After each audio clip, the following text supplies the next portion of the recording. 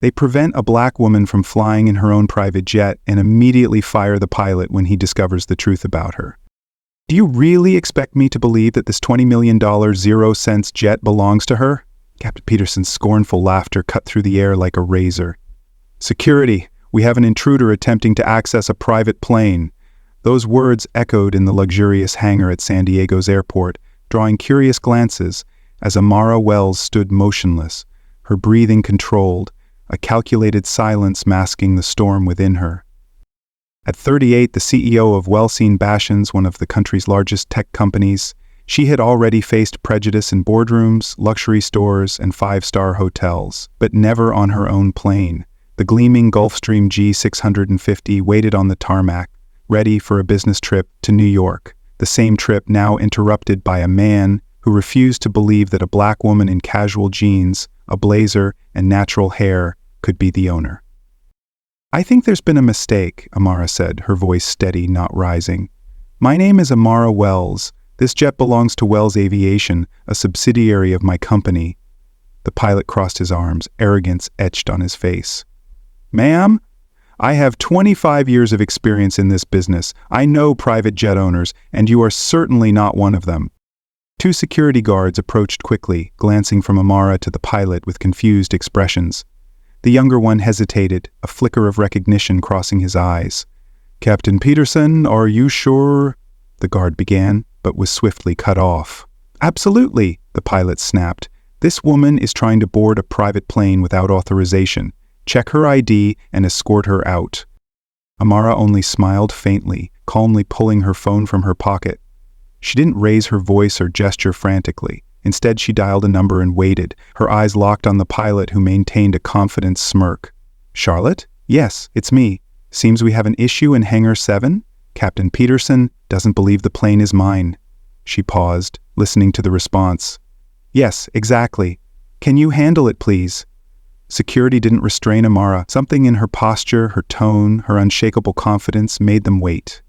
Barely 2 minutes later, Captain Peterson's radio crackled to life. Peterson, this is Deanne from Central. Please confirm you're with Ms. Wells right now. The pilot frowned, bringing the radio to his lips. Affirmative, we have a woman here claiming to be Amara Wells, but... Captain Peterson, the radio voice cut in, now noticeably formal. Ms. Wells is the owner of Wells Aviation, which acquired our company 3 months ago. She is your employer. The blood drained from the pilot's face. His lips moved, but no sound came out. The security guard stepped back, one whispering an apology.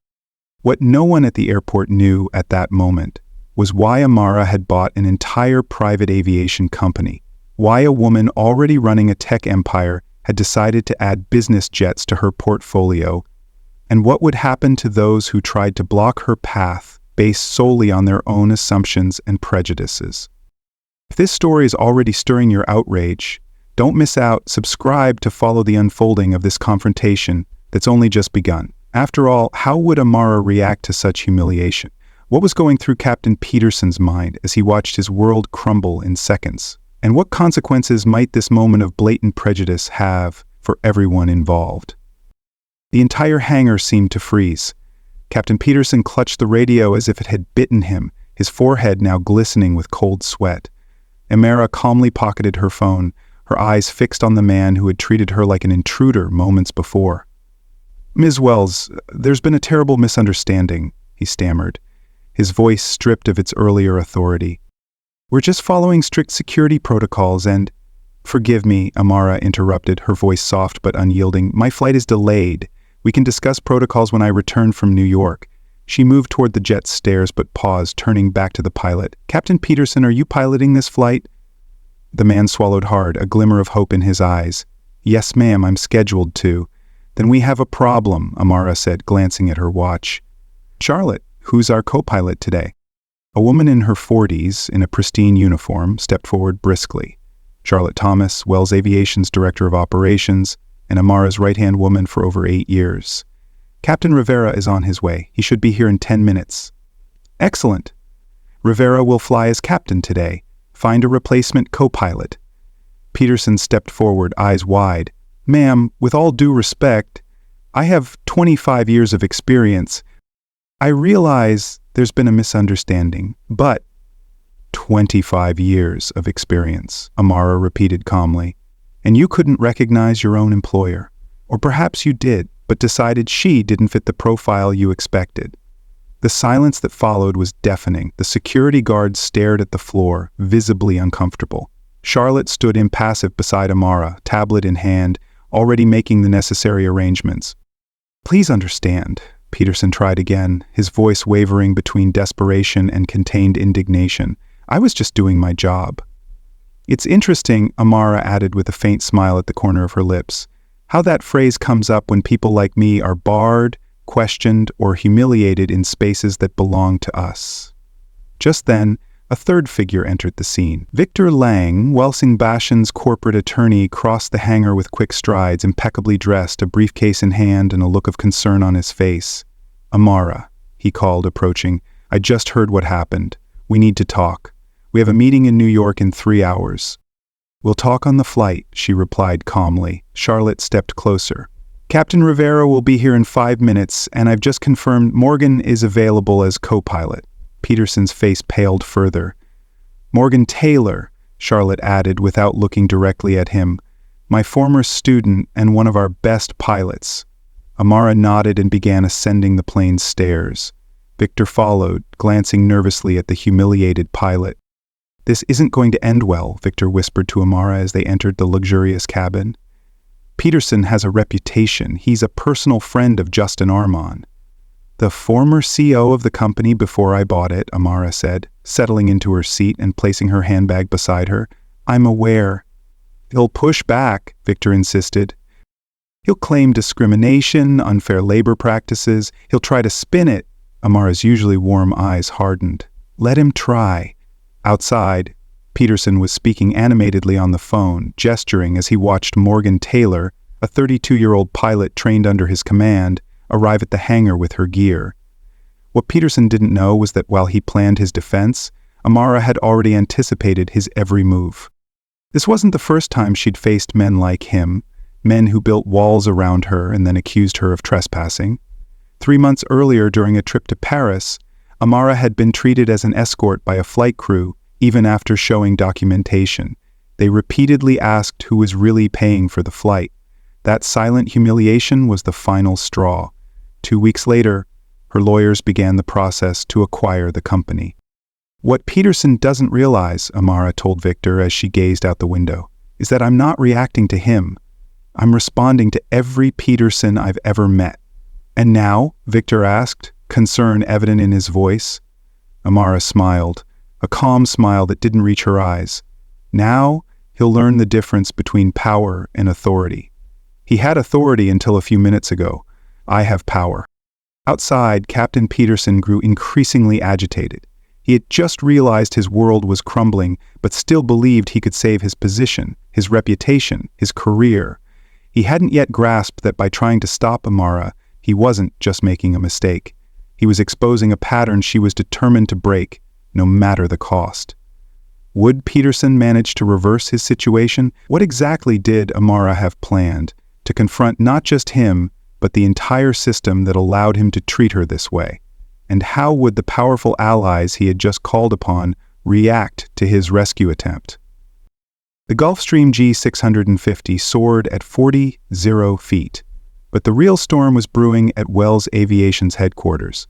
Captain Peterson, still in the San Diego hangar, didn't realize that his desperate call to Justin Armon had set off a chain reaction now threatening the company's entire hierarchy. He's rallying allies, Charlotte informed Amara via a secure video call in the plane's cabin. Armon has mobilized 3 senior executives and 2 veteran pilots.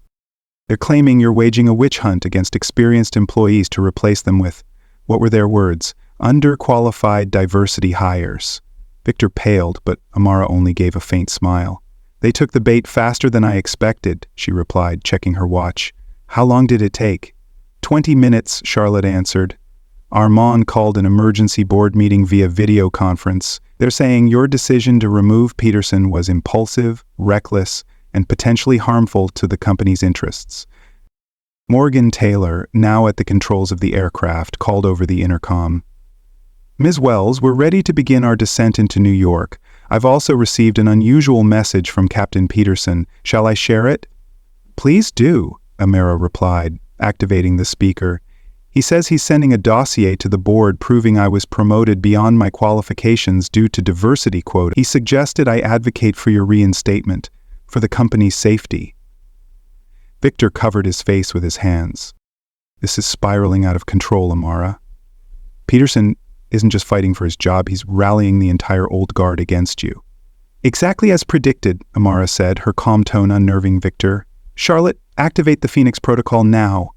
Charlotte nodded and ended the call. Victor looked at his boss, confused. Phoenix Protocol? What's that? The reason I bought Wells Aviation, Amara replied, opening her laptop. And the reason I've spent the last 3 months pretending not to know what was happening behind the scenes at the company.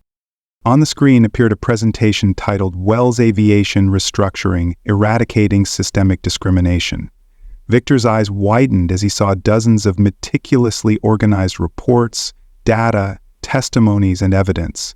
You? He choked. You planned this? Not the incident specifically, Amara explained, her eyes fixed on the screen, but I knew something like this would happen eventually. That's why I kept my distance after the acquisition and rarely visited in person. I wanted to see who would reveal themselves when there was no direct oversight. Just then, Charlotte rejoined the video call, now accompanied by a team of 5, including the head of HR and the CFO. Armand is online with the board, Charlotte reported. They're demanding your presence to clarify the incident. Perfect, Armand replied. I'm ready. The screen split into multiple frames, showing the faces of executives, predominantly white men, with expressions ranging from concern to barely concealed indignation. At the center was Justin Armand, the company's former CEO, a burly man with gray hair and an authoritative posture. Ms. Wells, he began, his tone condescending. We understand there's been an unfortunate disagreement with one of our most experienced pilots. The board is concerned about rash decisions. Captain Peterson has a record, Amara interrupted, her voice crystal clear. 17 harassment complaints over 8 years, 5 allegations of discriminatory behavior dismissed without investigation, 3 qualified pilots rejected after interviewing with him, all Black or Latino women. The silence was deafening. Armand blinked, visibly shaken. How? And you, Mr. Armand, Amara continued relentlessly. Under your leadership, the company hired 78 pilots in the last 5 years, 75 white men, 2 Asians, 1 Latino, 0 Black women, despite 17 qualified candidates.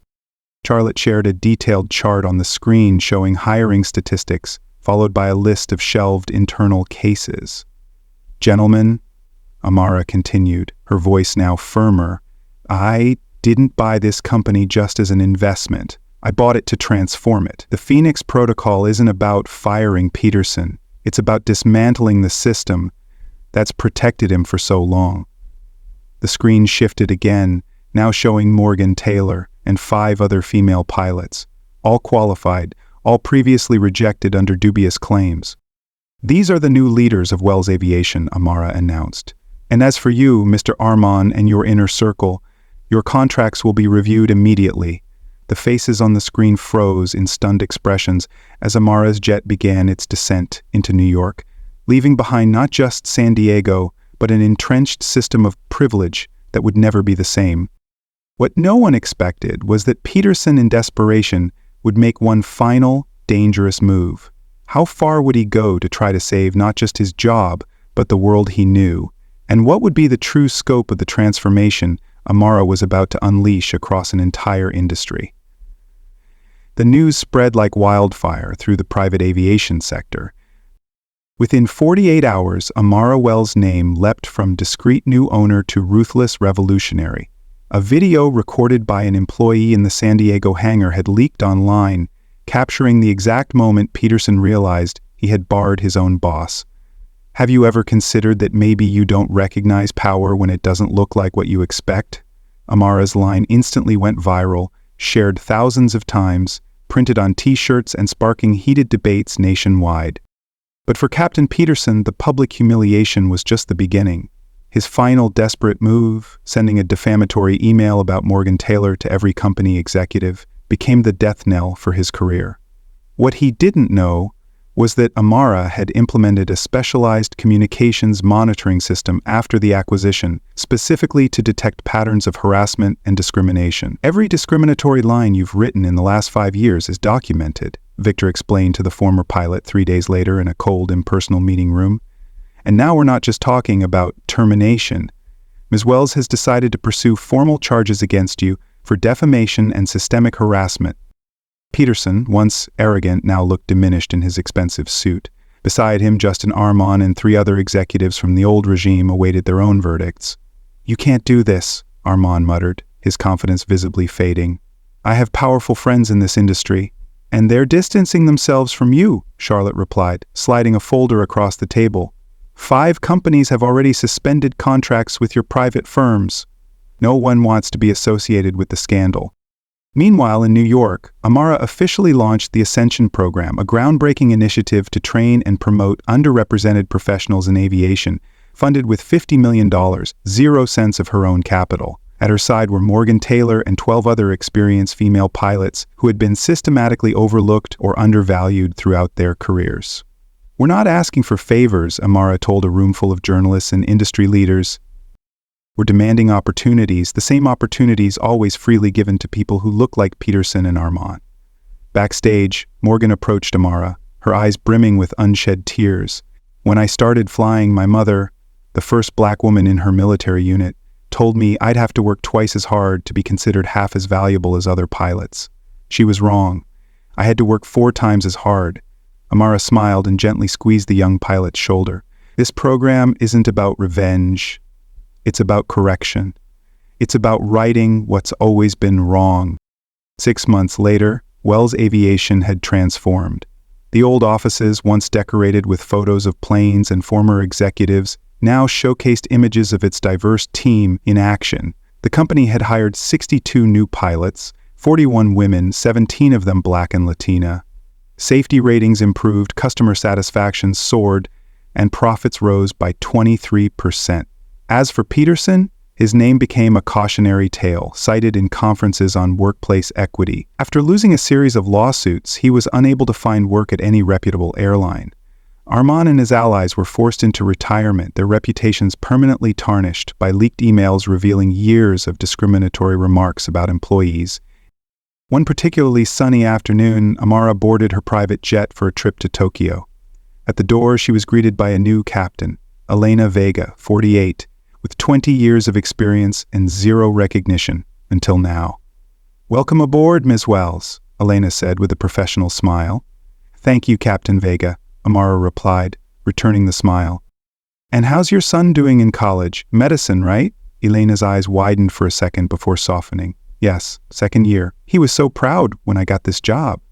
Amara nodded and headed to her usual seat. What Peterson and so many others never understood was that true power doesn't lie in humiliating others, but in uplifting them. It's not in building walls, but in creating bridges. As the plane taxied down the runway, Amara looked out the window and saw in the distance the hangars of Wells Aviation. The newly installed sign now bore a new slogan, taken from a phrase her grandmother used to repeat: "The sky has no limits for those with wings, and everyone deserves the chance to fly." If this story has stirred something in you, don't keep it to yourself. Share your own experiences in the comments and subscribe for more stories like this. Real change happens when we stop accepting discrimination as just how things are and start building things as they should be. The story of Amara Wells teaches us a profound lesson. True power lies not in conforming to others' expectations, but in dismantling the systems that limit us. Prejudice, like Captain Peterson's, thrives on snap judgments, but Amara's response, calm, strategic, and transformative, shows that change begins with courage and accountability. Her journey reminds us that systemic barriers, whether in aviation or everyday life, can be broken by those who refuse to accept injustice as inevitable. In our own lives, this means challenging biases, ours and others, and uplifting those who are unfairly overlooked. It's about building bridges, not walls, and recognizing that everyone deserves a chance to soar. Amara's story inspires us to act with purpose, to question how things are, and to create how they should be. Thank you for joining this journey. Share your thoughts below, subscribe for more stories, and let's spark real change together.